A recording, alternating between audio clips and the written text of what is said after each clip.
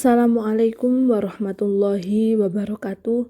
Perkenalkan, saya Isma Nur Salsabila dari Prodi Pendidikan Guru Madrasah Ibtidaiyah, Fakultas Ilmu Tarbiyah dan Keguruan.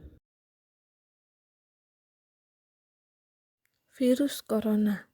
Meski sudah lebih dari 1 tahun, pandemi virus corona masih terus menghantui penduduk dunia tanpa henti. Di Indonesia khususnya, mengalahkan penyebaran dan penularan virus corona di dunia tidak mudah. Namun, beragam upaya terus dilakukan para ahli dan penduduk global demi mengakhiri ancaman virus yang terus menyerang bertubi-tubi. Di beberapa negara, termasuk Indonesia, pemerintah membuat pedoman dan protokol kesehatan untuk menghadapi virus corona. Di negara kita, protokol kesehatan ini dikenal dengan sebutan 5M. Selain itu, juga ada vaksinasi. Penyebaran varian COVID-19 yang semakin ganas tentu membuat kita khawatir. Karena itu, penting bagi siapapun yang memenuhi syarat untuk bersedia melakukan vaksinasi. Vaksin COVID-19 memang tidak membuat kita kebal terhadap virus corona, tapi vaksin COVID-19 memberikan kita kekebalan tubuh. Untuk mendapatkan perlindungan penuh, kita harus mendapatkan 2 dosis vaksin COVID-19.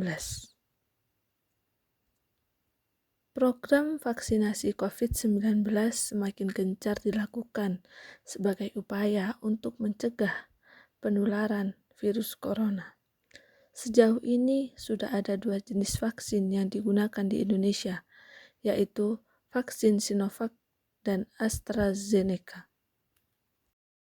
Saat ini akibat COVID-19, dunia tengah menghadapi krisis kesehatan global dan sosial ekonomi yang belum pernah terjadi sebelumnya. Di Indonesia, kehidupan jutaan anak dan keluarga seakan terhenti.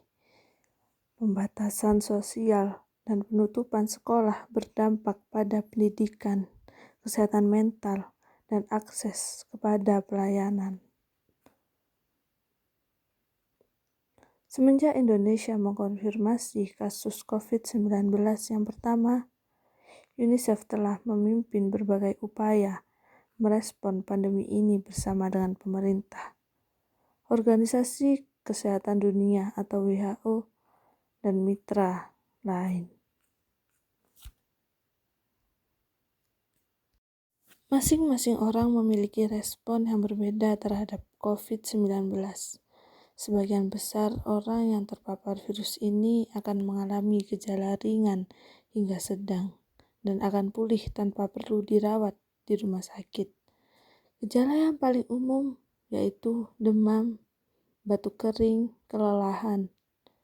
Gejala yang sedikit tidak umum yaitu rasa tidak nyaman dan nyeri tenggorokan, diare, konjungtivitis atau mata merah, sakit kepala, hilangnya indera perasa atau penciuman, raum pada kulit atau perubahan warna pada jari tangan atau kaki.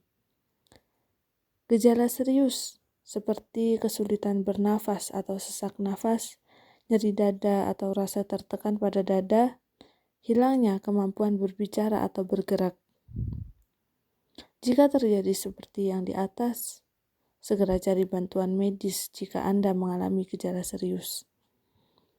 Selalu hubungi dokter atau fasilitas kesehatan yang ingin Anda tuju sebelum mengunjunginya. Orang dengan gejala ringan yang dinyatakan sehat harus melakukan perawatan mandiri di rumah. Rata-rata gejala akan muncul 5-6 hari setelah seseorang pertama kali terinfeksi virus ini, tetapi bisa juga 14 hari setelah terinfeksi. Coronavirus atau yang lebih dikenal dengan COVID-19 adalah virus yang muncul di tahun 2019, lalu menyebar dengan cepat ke seluruh dunia dan menjadi pandemi. Perlu diupayakan langkah sistematis dan tepat untuk menahan laju penyebarannya, agar tidak semakin meluas. Salah satunya dengan menerapkan protokol kesehatan secara disiplin oleh semua pihak. Pasti kita semua ingin pandemi ini segera usai kan? Lalu, apakah gerakan 5M itu? 5M adalah gerakan pencegahan COVID-19 yang dicetuskan pada tahun 2020, berisi 5 hal penting yang wajib diterapkan oleh kita semua. Karena 5 hal itu diawali dengan huruf M, makanya dinamakan 5M. 5M yang pertama adalah mencuci tangan. Rutin mencuci tangan hingga bersih adalah salah satu protokol kesehatan yang cukup efektif untuk mencegah penularan virus COVID-19. Untuk hasil yang maksimal, kamu disarankan untuk mencuci tangan setidaknya selama 20 detik beberapa kali sehari, terutama saat sebelum memasak atau makan, setelah menggunakan kamar mandi, setelah menutup hidung, saat batuk atau bersin. Untuk membunuh virus dan kuman-kuman lainnya, gunakan sabun dan air atau pembersih tangan seperti hand sanitizer.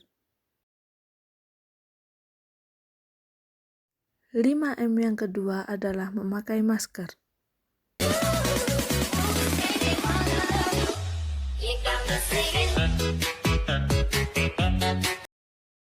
5M yang ketiga adalah menjaga jarak.